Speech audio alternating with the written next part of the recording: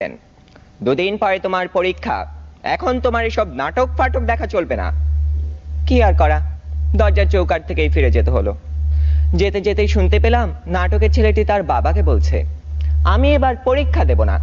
ইস, আমি যদি এমন করে বলতে পারতাম, এই নাটকের ছেলেটির মতো হতাম। কিন্তু এ তো শুধু নাটকেই সম্ভব। আবার স্কুলের কথাই ধরুন না কেন, সব সময় পরীক্ষা লেগেই আছে।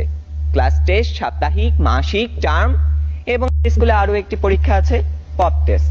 অর্থাৎ বলা নেই কওয়া নেই, স্যার ম্যাডাম ক্লাসে এসে দুম করে বললেন, তোমাদের পরীক্ষা নেব। কি জ্বালা, এমনিতেই পরীক্ষার ভয় বাঁচি না, তা আবার এই পপ টেস্টের ভয় রাত দিন কাঁটা হয়ে থাকতে হয়।